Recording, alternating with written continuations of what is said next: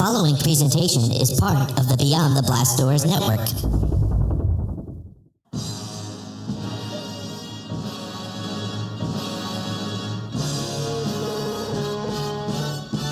You're tuned into the Holochronicles.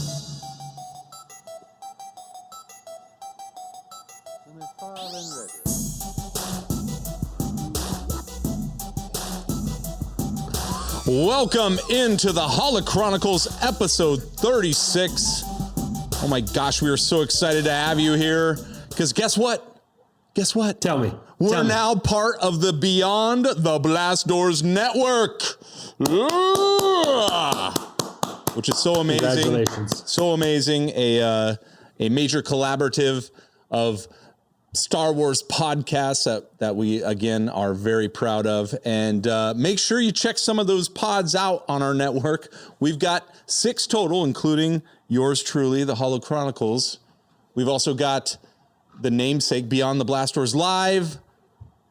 There's where all your news is going to come from, Star Wars news primarily. We've got streaming Star Wars Live, focusing on Disney Plus, Around the Galaxy. That's like just talking, interviewing and talking Star Wars with Pete Fuletzer. The Bombadcast, which the Bombad boys are the fanboys of the group, and they will go deep into some weird stuff, which we love. Of course, we've got Postcards from Galaxy's Edge with Shannon Moran. And she's just well-crafted, beautiful, and puts out the most, mesmerizing visuals you can ever imagine. So thank you. And there you go. We won't ever have that long of an intro, but we really wanted to focus this week on talking about this. So Andy, how do you feel? I'm excited, Josh, because this is something that you and I have been kind of wanting to do and kind of hoping for. And even back when we first started out and realized there were networks of podcasts that work together. This was something that we always kind of dreamed that maybe we would be a part of at some point. And now this weekend, we kicked it off and we're now part of a podcast network that we're proud of and that I think are really going to challenge us to raise our quality and our content, which is going to benefit the listener and the viewer. So I'm excited about this. Yeah, and we're hopping on to get the pod in because, we've also made a commitment. It's 6 days a week, a podcast from each one of us, the 6 different pods in this network. And, while we were on Saturday to do the big reveal, we wanted to make sure we kept our commitment and got out a pod for you. This might be a shorter pod than normal, and we have a lot we're working on. Part of what you just said, Andy, I am fascinated by this group of people in this network, and then all the people that are following us. I mean, we had so many people join us on the live chat, and then the views beyond. So we're introducing ourselves to a lot of new listeners through the network, and we just want you to know that we are going to absolutely do our best to do our part. We're the collector side of the Star Wars network. Yes, we are. Yes, we are. And so, go ahead. One thing that I'm looking forward to, and I said this in the chat, or said this on Saturday, was that there are people through this network that are going to get exposed to us maybe for the first time and get to hear what we're about a little bit. And then there are some of our followers who are going to meet other followers, and they're going to end up being buddies with some people. So when we say we're being a part of a network, yes, the 6 podcasts are going to be working together, kind of a shared goal, shared focus. But really, the networking doesn't stop there. It goes out into the social medias, and those people that follow us are now going to be exposed to each other, and it's wonderful. I can't wait to see what this next year ends up holding in store for us in the people we're going to meet and the cool things and opportunities we're going to have. Absolutely. So thank you for joining us. And if you've just found us for the first time, we're the Holochronicles. Like we said, we focus on collecting. I'm Josh. This is Andy. We just are super excited to be here with you. So we will move on. That's enough, right? Well, almost. I want to say one thing here, Josh, and that for us being in a network, that changes a few things for us, but that may or may not change some things for the listener or the viewer or any of our followers. You're still going to be able to find us on Instagram, Twitter, and Facebook at Holochronicles. That's not going to change. But if you're going to look for one of our videos, we're not going to be at Holochronicles on YouTube anymore. We're going to be at Beyond the Blast Doors. Beginning with today's video, that will be on the network page, and all of our old stuff will still be on the Holochronicles YouTube page, but videos from here on out are going to be on the network page. So as far as if you're listening to us via audio, you're gonna keep getting us through all those platforms. That hasn't changed. That's not going to change. Very little is actually going to change unless you are a YouTube viewer. Right. And you can totally follow us. So we'll make sure to update our page and send you in the right direction. But it's a one-stop shop at Beyond the Blast Doors on YouTube. And then, of course, you can find us on beyondtheblastdoors.com where all our videos and podcasts will be uploaded automatically every time we post them. So thank you for joining us. That webpage is pretty slick, too, I will say. Pretty slick. You can click and find stuff. It's awesome. All right. Well, let's get to some news here, Josh. Here we go. Star Wars news.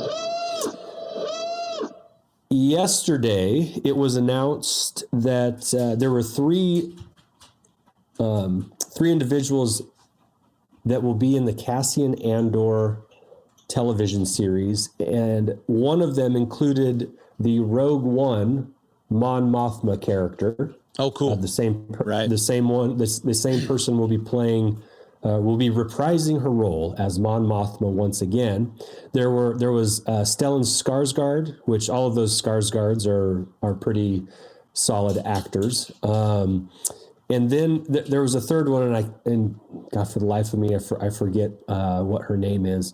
But I bring it up because the Cassian Andor series is supposed to be kind of a gritty kind of series. Like Rogue One was kind of a gritty, right? We would expect that, right?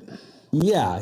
And the backstory on Cassian is that we're going to see kind of the darker side of the origins of the rebellion and get to see some of those tough decisions, those life or death decisions like we saw Cassian make at the beginning of Rogue One, where he actually killed an ally, an informant, because for the greater good of the rebellion. And so what I'm looking forward to seeing, and first of all, I'm all in on that. I want to see this series. I'm pretty excited about it. However, the thing that I might be looking forward to, now that I know that it's the same character, same actor playing Mon Mothma, is that we only have an experience with Mon Mothma as this kind of this stately person, right, in white, who kind of talks softly but carries some weight and some authority within the rebellion.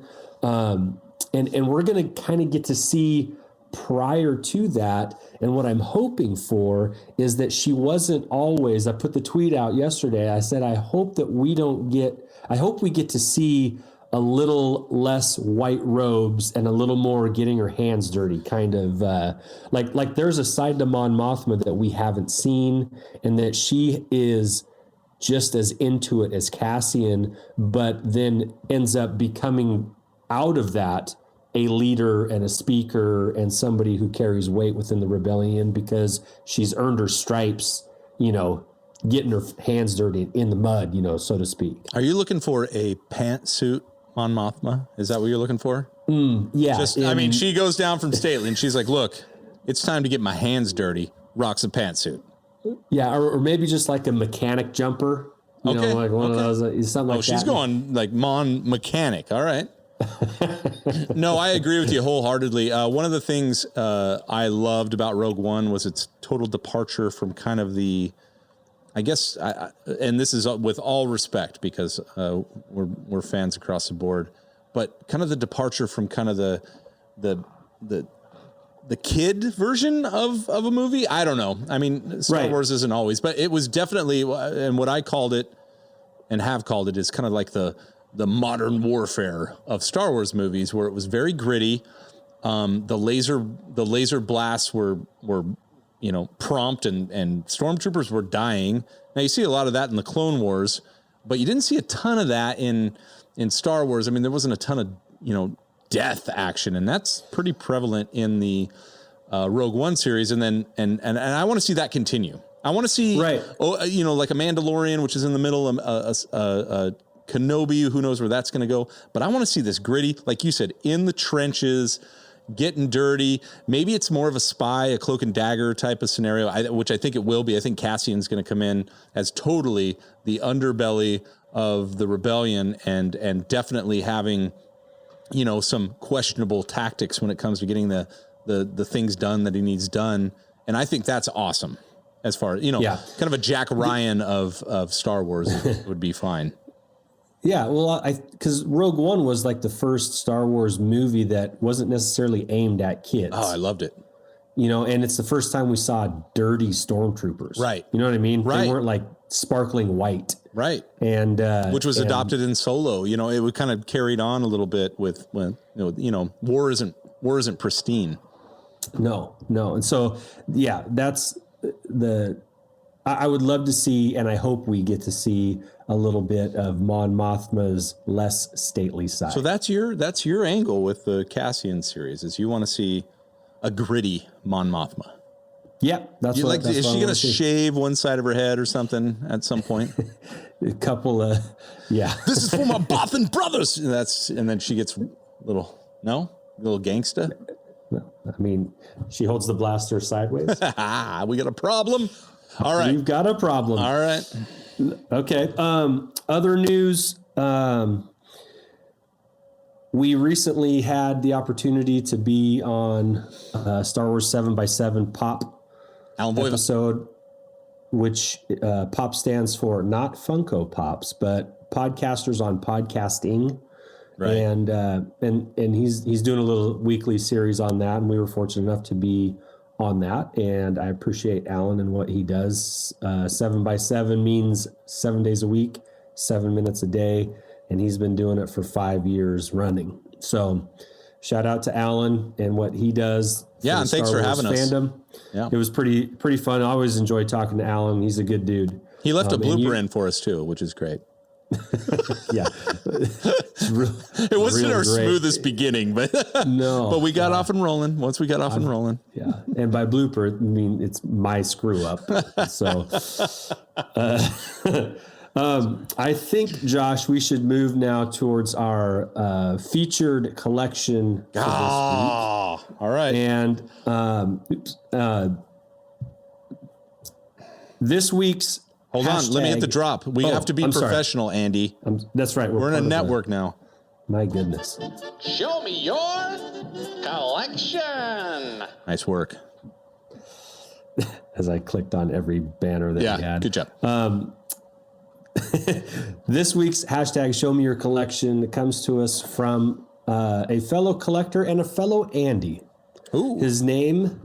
if you follow him on Twitter, or if you want to look him up on Twitter, his name is Andrew Blazt, and his handle is at AndyJedi16. And it's been said, I don't want to keep saying this, but I feel like I have the last couple that we've featured. But when I say it's got a little bit of everything, I don't mean that with Andrew. He has a lot of everything. He could have everything.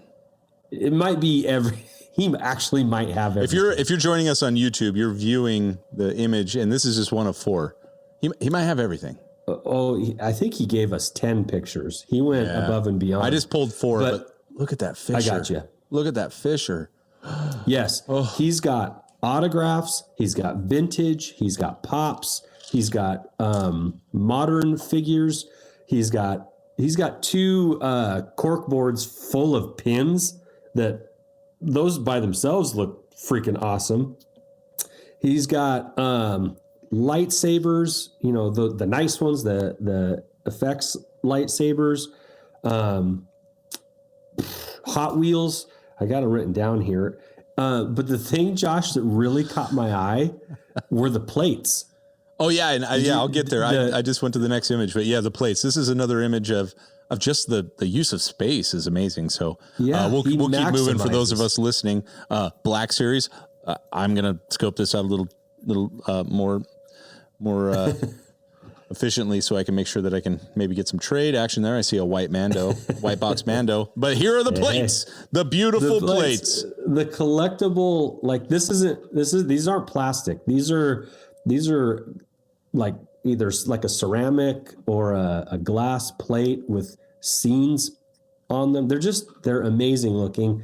I've only seen pictures of these. I've never actually seen one in real life or held one in my hands. Have you ever seen them, Josh? I mean, like, no, except outside of my grandma's house where she had like a Labrador on hers. But these are like you have to. This is mail order stuff. This is the only way you acquire this is by signing up for a subscription, and you get these monthly.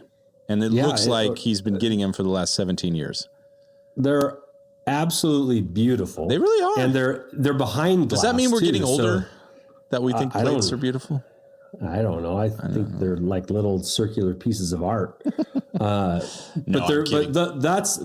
what caught my eye. Was there anything in particular that grabbed you? Yeah, I saw some Hallmark stuff in one of those pics, didn't I? Is that Yeah, you saw. I think you saw like the ornaments, the Star Wars ornaments. I saw those, and those were in the pictures I'm not displaying right now. So I saw the Hallmark stuff, and that made me jealous because right now I'm at about a 10% Star Wars themed Christmas tree. I'm able to take up the upper boughs where my children, my wife can't reach. And that is dominated by a Death Star battle and also a Death Star star. A Death Star. Yeah, say it right. Which is fully interactive and highly LED and awesome. And also annoying as hell. And it has a remote. It's got some volume to it. Oh, it has a remote, and I keep it in my pocket. And when people least expect it, it'll hit the Imperial March or, of course, the fanfare. So it's wonderful. Yeah. And so I don't know if you've got the pictures of this, but the last two pictures he sent me were I asked him. I said, I always ask whenever we try and feature one of these. Okay, so what's the one thing in here? What's your favorite thing? And he's like, just one. And so I said, okay. 2, and he has an original Revenge of the Jedi poster. Okay, and that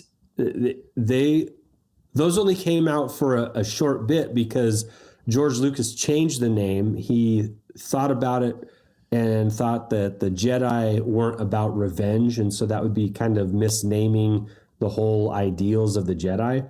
So they were kind of released leading up to the movie, but only for a short period. So they're not super common. And to find an original that's in good shape, and he has one that's in good shape, probably should put that in a poster. He probably has it. This just might be an old picture, but it looks like he has them weighed down with Star Wars either trading cards or soap. I think that might just because maybe he keeps it rolled up. I don't know. Do you see the little, if you're watching, I can't tell what that is. Is that like Star Wars trading cards? Trading cards, maybe? Yeah, well, in the package, which that's where they belong. That's a good, we'll get to that later. We'll get to that later. But yeah, that would be a good, a nice efficient weight to keep the corners down. And then his other most prized possession in his collection was a first edition Star Wars novel by George Lucas. Wow. And he even went so far as to show me the proof that it was a first edition. There's a little stamp a few pages in that. S27. Only first editions have. And he's very proud of that. He got that for $8. Oof. And that's a collector's dream right there. Probably about $300. Nice. I offered him $30. But I really didn't take it. Yeah, 10%, 30, 10%. Yeah, nice try. Well, here's the deal. Andy and I can actually sit and have already talked about this collection for a long time.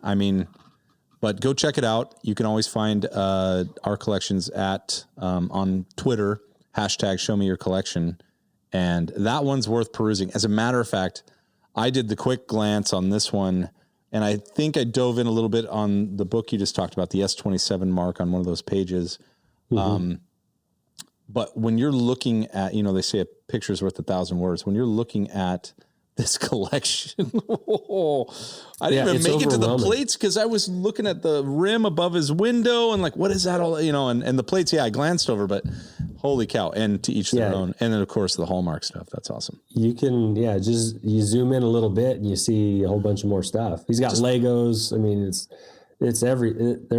there is no stone unturned with Andrew, and very cool collection. He's been collecting ever since Star Wars came out, and it's just a lifetime of acquiring, and you can tell. And one little side note here too, Andrew did mention in the comments below where we had posted this was that a couple of dogs are in the pictures too. We saw that, yeah.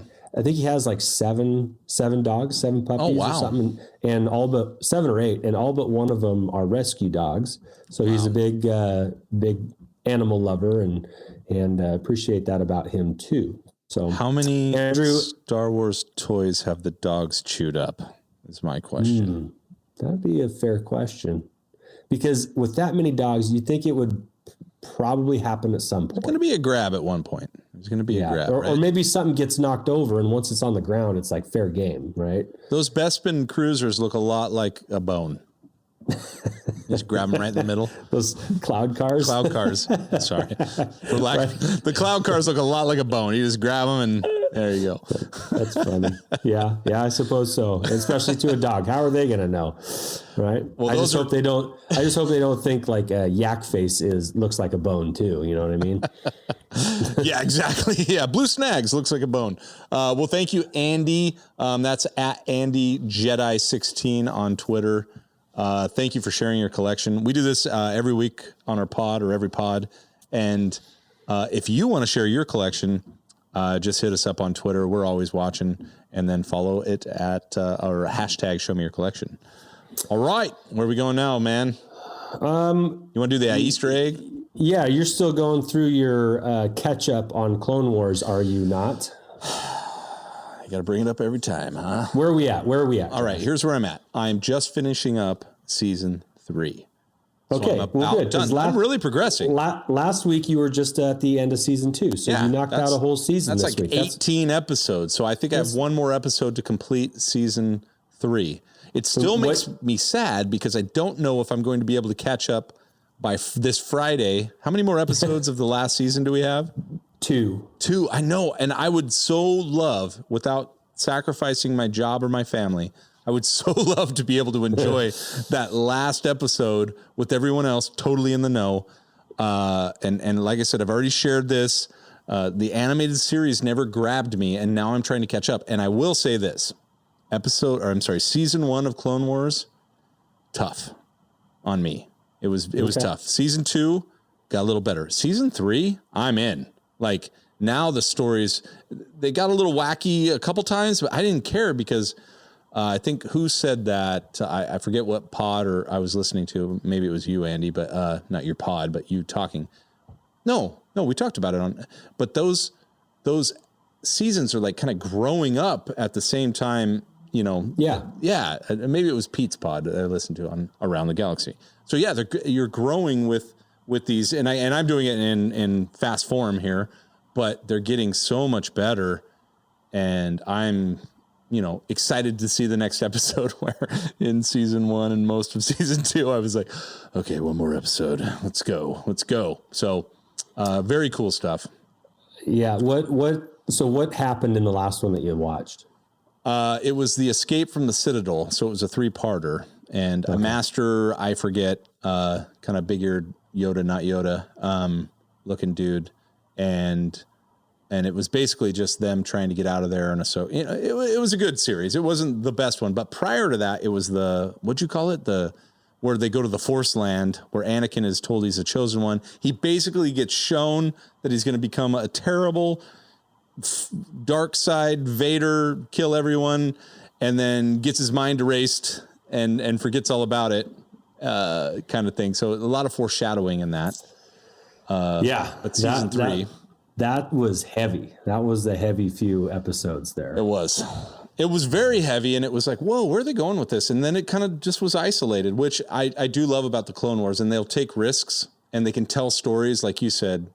They could tell stories. They have more screen time, and they can kind of go off on a tangent, and it doesn't cost them anything. As a matter of fact, it creates canon, which is very cool.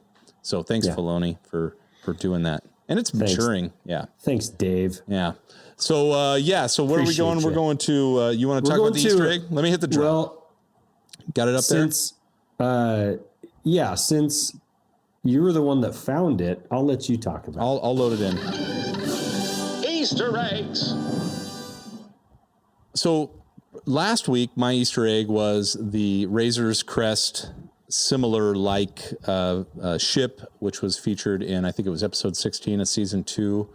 And we put, check our feed. It'll be there from last week. And so that was cool because I'm kind of doing, especially if you're a Clone Wars fan, or if you're not, spoiler alert, sorry. I'm doing this whole 4 to 6 years ago thing where I'm working my way up, and there are things that have happened in a more recent release from Star Wars, Disney, whatever, The Mandalorian, that are just coming back, and they're so vivid to me. I catch them like right away. And like I said, last week it was a Razor's Crest like ship, very similar. And then 2 episodes later, I believe, I found this, and I'm putting it up for YouTube, and we'll describe it here in a second. A blurg, right? Is that what they're called? Blurg? Yeah, blurgs. 2 blurgs. Which looks like Ayla Secura is riding atop of one. Yeah. And, yeah. What I appreciate in this experience for you, Josh, is that when we saw these, big deal, Easter right? egg, and the Easter egg last week too. It's like, when we saw these in real time, it was just like you said, no big deal. They were just okay. Those are these weird 2-legged deep sea fish looking creatures that they're riding around on, or T-Rex arms. Or that one ship last week, that you saw. That's like, it's just another totally ship. Unnoticeable. Yeah, but now that the Mandalorian is out, you can definitely see the Filoni ties to Clone Wars, and he pulled things out of his previous creations to build into this live action world that, come on. Pretty freaking cool. Very cool. And like so obvious. And I apologize. Here's the problem is I took this picture. It was so close to last week, and we've had a lot going on this week. I took this picture, and I should have zoomed out a little bit, but I wanted to get a close up because it was just between me and Andy. I should have zoomed out a little bit and gotten the episode. I believe it's the latter part. So like episode 16 was where the Razor's Crest was. I think this is only 2 or 3 episodes after that. So maybe 17 or 18 or maybe episode 1 of season 3. But I think it's still in season 2. So you can go and see this yourself. It's phenomenal. It's so cool. I like you said, the Filoni touch, and I'm excited to keep going and finding these tie-ins that, like you said, unless you're experiencing them right now, you won't remember when you see them in Mandalorian, unless you're a freak, and there's a few of those out there, so good for you. But, unless you're like a blurg lover, you're like, oh my gosh, I'm really going to put some more blurgs on the screen. And Mando comes out. But anyway,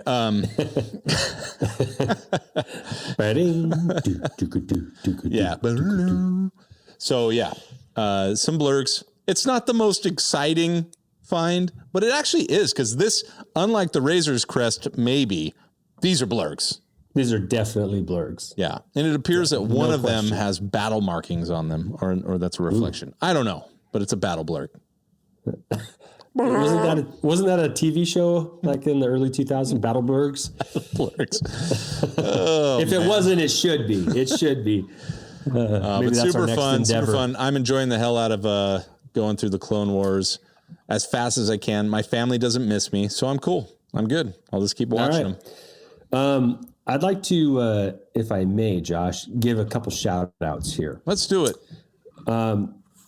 First of all, I want to shout out Nick Milkey, who he and I have been chatting a little bit the DMs, because, I won't bore you with the story, but he's a guy that's just recently found us, and he's a pretty cool guy. He's been a long time follower of Around the Galaxy, and kind of found us through that. And welcome to the network. I'm going to say something, Josh, that I don't think it really spoils anything from the last Clone Wars episode, but he sent me a message because there was an image of what appeared to be Prince Xizor of Black Sun from Shadows of the Empire. And Nick's message to me was, this means he's canon now, right? Whoa. And that's pretty good. And I air high-fived him for that because I've said this many times, but Shadows of the Empire is my favorite non-canon / Legends book, and I read it when I was whenever it came out, which was I think 1994, 95, somewhere right in there. And it's always carried with me, and it involves Luke and Leia and Han. It's in between Empire Strikes Back and Return of the Jedi. There's a story in between there about how they kind of lead up to go get Han.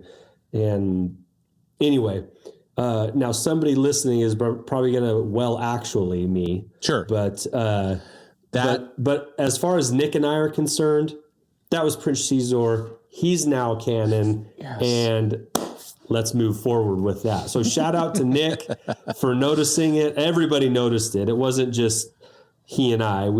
Everybody noticed it right away, or at least said, "Hey, wait, was that Prince Xizor of Black Sun?" Well, it was definitely a Falleen, which is the species he was. And the Falleen were the leaders of Black Sun for a long time, until I believe Darth Maul kind of got the Pikes and the Black Sun and turned them into Crimson Dawn. So, roger that.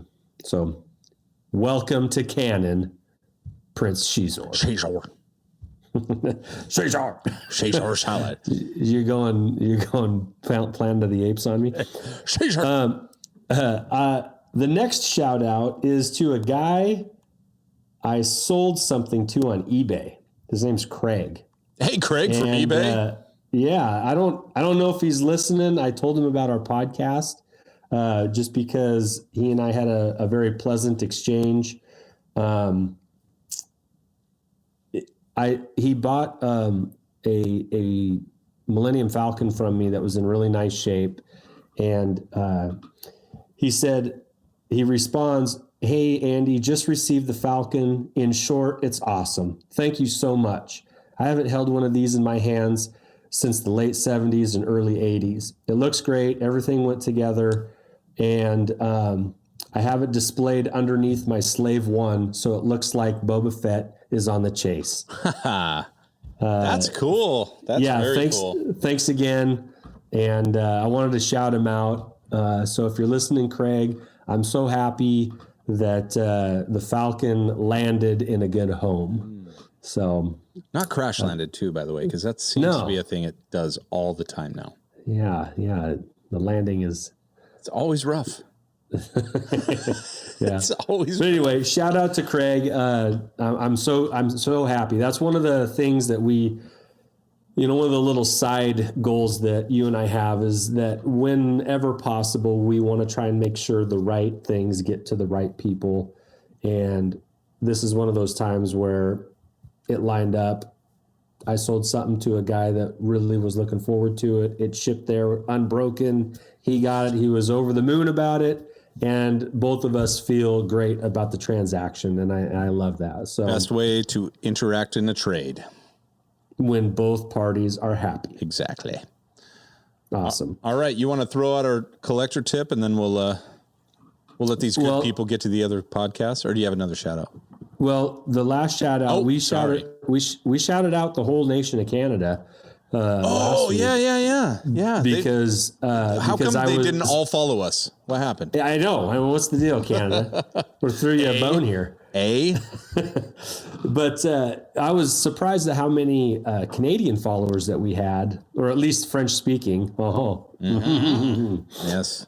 But that made me feel like, you know what? We do have a lot of followers in Great Britain too, or in the greater UK area. And so shout out to the UK. I know Shannon lives there, now one of our network friends. Yeah. But we have a number of followers who we get to interact with and enjoy, which leads me right into today's collector tip. Perfect. Hello, what have we here? Collector tip. All right. The collector tip is something that I was reminded of. I had heard this a long time ago, but I've never done it. And so as a result, it just kind of, if you don't use it, you lose it. But I was reminded about it from John from Super Awesome Geek Show. He said that, sometimes these old vintage figures, they get played with so hard that they're missing a leg or an arm or a head. Excuse me. And you can actually swap out arms and legs and heads to most of the vintage figure line. But he gave this tip, and it was like, yes, absolutely. It's a great tip. If you ever are in a position where you have to swap out, let's say the cat got a hold of a figure and chewed up one of the arms, well, you don't necessarily have to get rid of the whole thing. You can just pop the arm off and put another one in if you have a spare laying around. Or maybe one of 7 dogs. Something to consider. There you go, Andy. Other Andy. But yeah. But before you do that, this was the tip that you should let the figure soak in boiling water for a moment, and that expands the plastics, and it makes popping the arms and legs and heads off and on a lot easier. Just because it becomes a little softer and less rigid, and I liken it to, if you have ever played football, at the beginning of the season, you have to mold your mouth guard to your teeth. Right. Well, you have to hold that in a cup of, really hot water or boiling water for, 15 seconds or so, and then take it out and then mold it to your teeth. Kind of along the similar lines there. At least that's how I picture it in my mind. Like I said, I've never done it before. Have you ever swapped out body parts on figures? No, not like that, but I have made plenty of mouthpiece. So, and the scalding hot water that you put in your mouth. Yeah. No, that makes sense. Have you ever done that? Nope, I never have. But I have currently, right now, I'm thinking of it in my mind. I have a hammerhead with one leg and a pilot Luke with no head. And so what I think I might try to do... Pilot Luke a hammerhead? Or at least a hammerhead leg for a head? No, I'm going to give a hammerhead on a pilot Luke, so it'll be a pilot hammerhead. Sweet. How does it fit? I think that could be cool. I don't even know. Maybe... Yeah, I don't even know what vehicles he could fly. Just put a hole in the top, man. Yeah, because he can't fly an X-Wing. The head wouldn't work. No. He can't fly a Y-Wing. Head wouldn't work. No. Definitely can't fly an A-Wing. He must be a slave one. Like, he's got to take a bounty. Something. Yeah, maybe. He definitely can't that or fit put that head in the boiling water a little longer and squish it down to size. Straighten his head out. Straighten it out. Yeah, because he can't fit in the Millennium Falcon either. What's up, pencil head? Yeah, there you go. Hammerhead became screwdriver head. Flathead Phillips head. There it is, flathead. Flathead, love it. Not hammerhead. Oh, I love it. Anyway, that's the collector tip. It's kind of obscure, but there you go. Well, we do a lot of things. We do a lot of things with the vintage figures when it comes to liquid and peroxide and all that stuff. It's a little risky, but if you've already got a damaged figure, why not? Why not? Give it a shot and see what you can do with it, but and save it, salvage it. Yeah, you don't have to throw away a figure just because it's missing an arm or a leg. I can't throw away any of them. Are you kidding me? Just side note, I have a Darth Vader that his head broke off. But I didn't throw it away. You know what I did with it? That's what happened in Empire. I get it. Yeah, I put him right next to my Dagobah set, and I made sure the head and the body were not close to each other. So Nice. You can always find a creative thing to do with a broken toy. That's for sure. That's next week's collector tip. All the things you can do with broken toys. Last week, Josh, we debuted a bit on the Holochronicles, and it went over swimmingly. It did. With the tens of people that listen. Tens of 20s.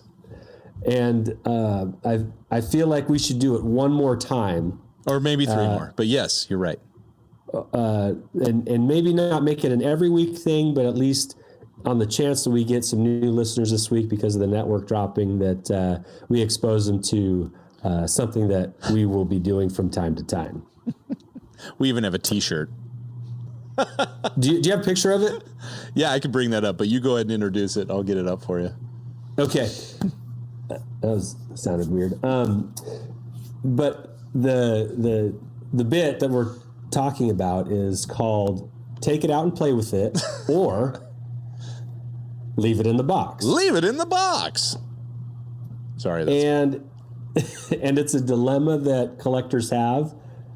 Some things are a little bit harder to decide if you're going to take them out of the packaging and display them or play with them, or allow your kids to play with them or whatever, or if you're going to leave it in the packaging and only display it. So as a result of this, it's based off of a Saturday Night Live skit that's hilarious. Do you have the audio drop for it, Josh, by chance? Yes. You ready? Yeah, please hit it. Here it goes.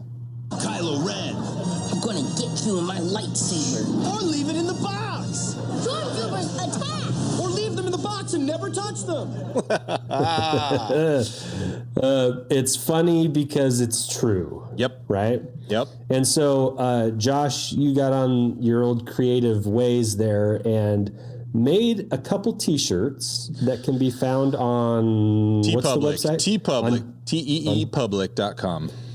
And when you go there, is there do you have to You can search Holochronicles Podcast, or I think you can even search Leave It in the Box, and you'll find this T-shirt, or Star Wars, and scroll through 20 pages. But we have the Leave It in the Box, and then we also have, just a moment, the Take It Out and Play version.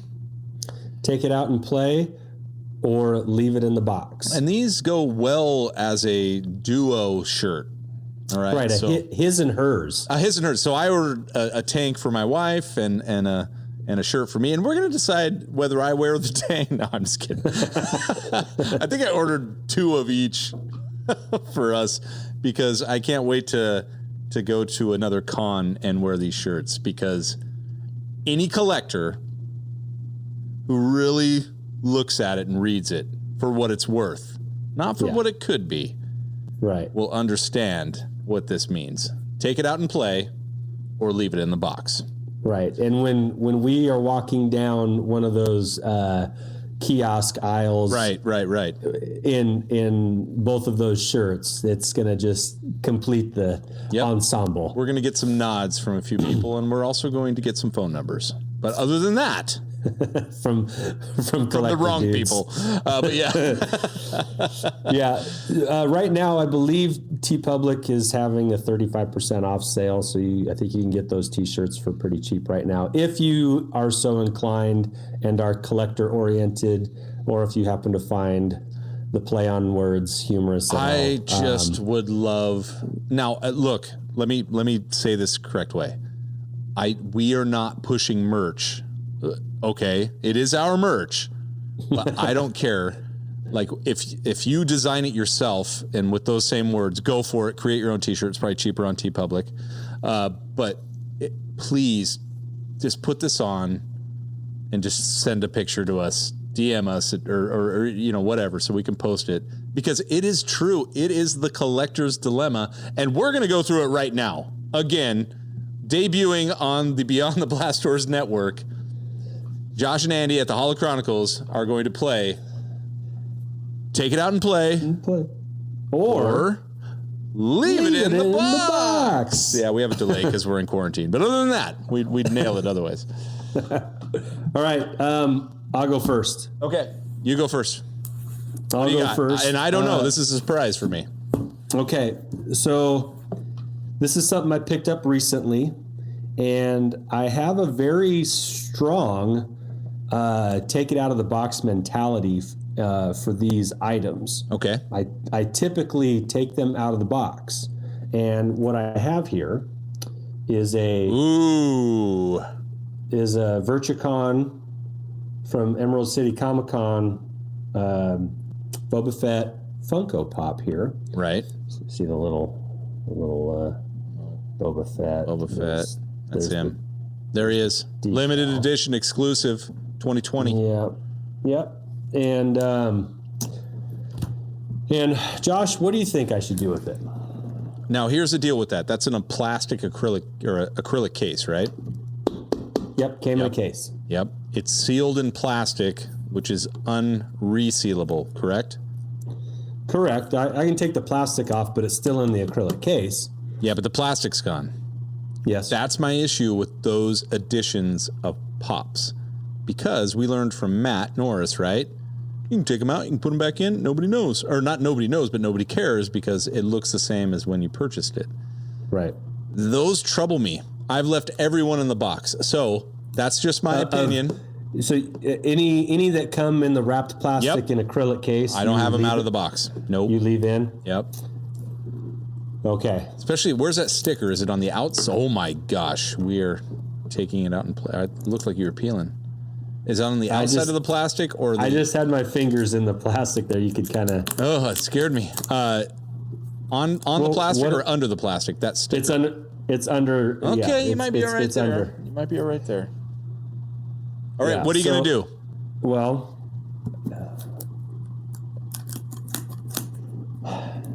I'm going to... Collector's dilemma. Leave it in the box. Leave it in the box. All right. And here's why. Just actually for reasons that you just said. It comes in a case anyway. Right. These are limited. If I had 2 of them, I might take or one 3 off. just in case. or 3 just in case. But since this is my only one, it's very... The one really nice thing about Funkos is that they do display easy in the packaging because they're just little cute or, little prisms that stack real nice. And this being in an acrylic case, very, very easy to display, still looks very sharp. I'm leaving it in the box. I'm leaving this in the box. Okay. I don't disagree with your decision. As a matter of fact, I probably took your reasoning from you, but it's sound reasoning. All right. You ready for mine? What's yours? Let's see it. This is a Darth Vader hyper reel. Oh, yes. Yeah. Now, it displays amazingly because it opens up and reveals the hyper real Vader. Damn glare. Sorry about the glare, everyone. Trying to get...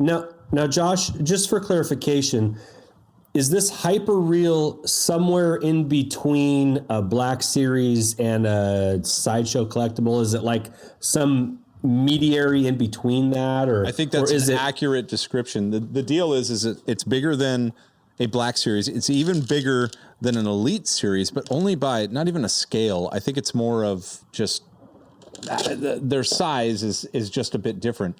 However, it's way more posable than a Black Series. I just counted. It has 7 different hands for Vader. So we have fist, pointy finger, high five, another fist, another pointy finger. Looks like trigger finger, and then the trigger finger is probably the one where he's force choking, right? Yep. And then it does look a bit like talk to the hand, but obviously that is probably a force push, of course. But a little bit of Vader. No, it's a talk to the hand. It's Vader talk to the hand, of course. Now he is fantastic, and as a matter of fact, the back is great because that's how posable He's fully standing up. I'm sorry you can't see it because of the glare if you're watching on YouTube. But he's in the package. It Velcro's open. It's got beautiful displays, some examples of what you could do. He's standing up. He's got another fist. He's angry. He's looking to his right. And he's full Vader. But on the back, it's got him kneeling. Yes, my master, whatever. I bought this. Cool. I bought this with the full intention of taking it out of the box. And I'm going to leave it in the box. And here's why. Here's why. And this could just be another collector's quandary. I put him in a certain display where I was able to open up and kind of showcase the interior. Yeah. And the way they display the 7 hands of whatever. And him, he looks so powerful already, and he's when you don't have glare, he's amazing. And then I was able to put some stuff in front. He just looks so good. Now, that being said, he could be a candidate for a later take it out of the box for me, because as a collector, your collections change. The way you display them changes from time to time, and it could come down to look like, hey, I need this hyper-real Vader to do all his posing for me. And but for now, I'm going to leave him in. I'm going to leave him in. Now, last week I took out a Force Unleashed Boba, and didn't hurt me. But that guy had hurt me right now. He just looks so good that I'm having trouble. And I don't know what he's worth. I don't care. But here's the what's that from? Is that from Hasbro? Sorry. Yes, Disney Hasbro. Yep. Okay. What they didn't do any favors for you there, Josh, is they put him in a package that was pretty awesome. Very awesome. Right? If it was less descript or a more black series, yeah. Then that decision probably becomes tipped to the other way, because it probably looks better out. But then again, that packaging does take up a little bit more space. And so that might be a reason later on that you ultimately take him out, because you can fit more in a space out of the package than you can in. It does. However, like I said, when I bought him, because of the whole look, when you buy something that says hyper real, that just begs to take it out and see, right? So the kid, the Star Wars loving kid inside of me is like, this is coming out of the box. And it will, but for now, I'm holding back, because I went, you and I were talking like, what do you got? And I've got this. I eye this guy all the time, but I like how he looks right now, so that's okay. So you know what? A little anticipation, a little patience, will always pay off, especially if you're enjoying the status that it is right now, the stasis, whatever. I don't know. Those are words. Yeah. Okay. Well, so there you go. There's our segment. Take it out and play. Or leave it in the box. Delay. We're good. Well, we'll figure it out. We'll figure it out. We'll have to do like delayed hand signals until quarantine ends. All right. Well, so last thing, Josh, before we sign off, and I know we were going to try and get this under an hour, and we've got like 7 minutes to do that, 6 minutes to do that, and I think we can. But now being a part of the network, we do have Patreon support available, and I wanted to talk about this real quick, just to allow the people that have been listening and following us for a while to kind of know the reasons why and how. Because I don't know if you're like me, Josh, but like having people offer to donate money towards what we do feels a little uncomfortable. It does. Yeah, and we said that early on, and we're and prior to now, we've not had Patreon, or that's just not been something that we haven't pursued it. We haven't pursued it. We pursued doing our pod, and that's fine. Yeah, and we would go on doing it for free just because this is more of a labor of love than anything. But now being a part of a network and being in a little community where we're supporting each other, a few of the podcasts that we join with already had Patreon support from some followers, and what we decided to do, and I think this really benefits the listener as well as the network, is that we have one Patreon account for all 6 podcasts. And how that helps us as a network is that, you know, these podcasts that we do, you know, unfortunately, they're not free. They do cost us a little bit of money, and for cameras and microphones and programs and such. And up till now, we've footed the bill for that, and that's been great. But being that support group for each other, you know, anything that we can do to help our network friends out in that regard.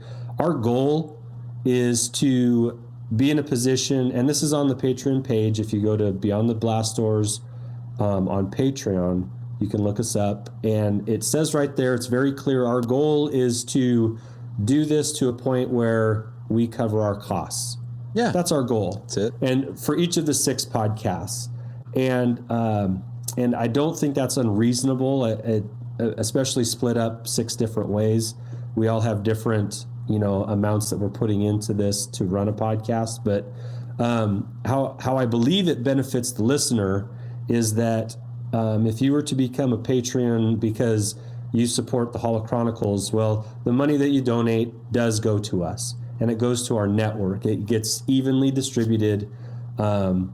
So we do see any support that you would be generous enough to give us, and we appreciate that 100% right off the bat. It kind of blows me away that people do this, because I've been on the other end of that. I've supported a couple podcasts through Patreon before, and I consider it, you know, just my way of trying to keep up listening to things that I like to listen to. Right. And so I think it's a way that it's win-win.